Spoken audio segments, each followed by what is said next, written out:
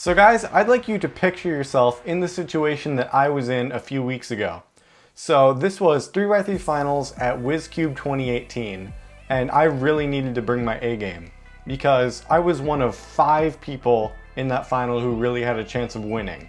So there's me, there is Brian Johnson, who is a really fast solver in a bunch of events, including 3x3.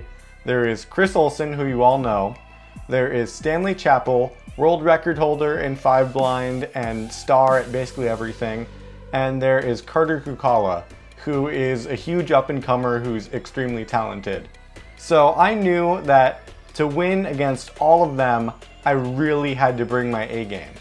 As you may know, I have a habit of not performing my best in 3x3 finals when I'm under pressure. So I tried to go into this round with as few expectations as possible. During times like this, where you're under a lot of stress to perform your best, it's really important that you keep in mind what you do and don't have control over.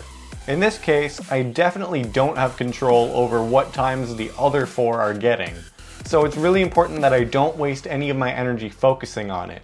Because if I'm focusing on every time that Brian and Carter and Chris and Stanley get, then that's just so much extra stress in order for me to try and beat all of them. So I'm trying to only focus on what I can control, which is the times that I get. So before my first solve, I'm making sure not to look at the times that any of them are getting, really just to focus on going through my routine of taking deep breaths, making sure to check both white and yellow for which cross is easier, making sure I plan my first pair, all of that.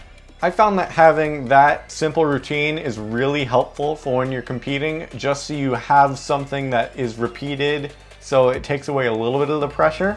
And on that first solve, I ended up getting an 846, which is pretty good, but nothing exceptional.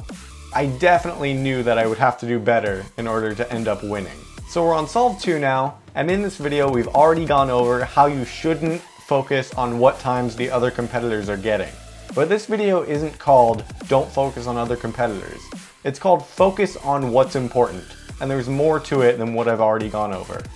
Keep in mind, you also can't control what times you've already gotten in an average. So really, all that you should be focusing on is the solve that you're about to do.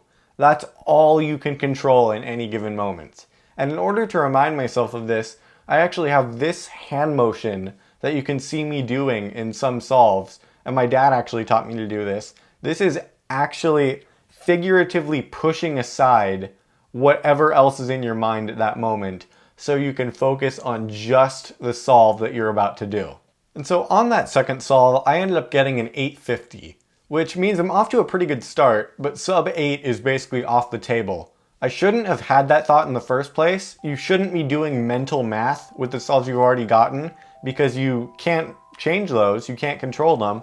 So you shouldn't be thinking about them. But it ended up being that because I realized that, I didn't have to do mental math for the rest of the average. So it kind of ended up helping, I'm not sure. But I shouldn't have been thinking about my previous times anyway.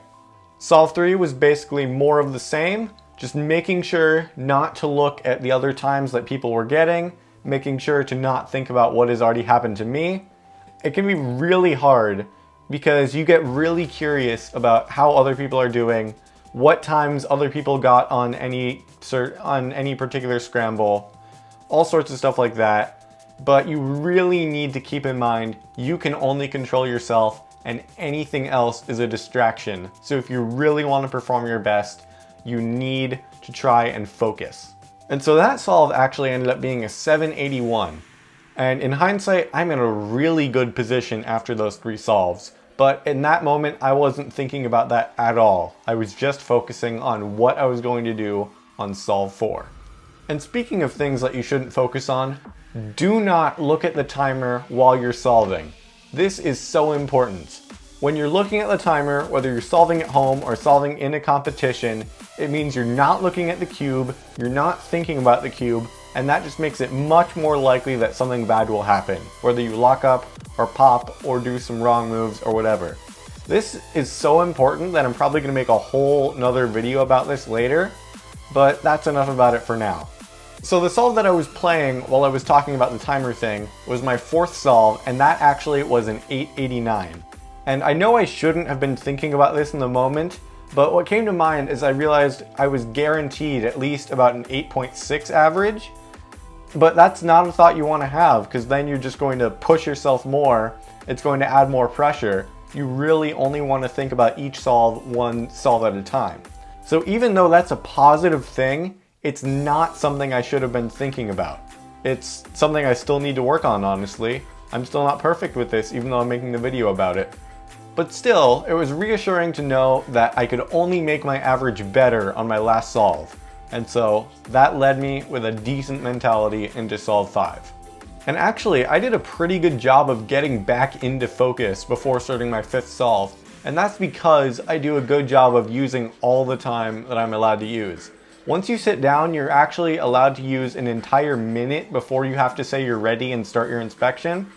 And feel free to use as much time of that as you need in order to calm yourself down.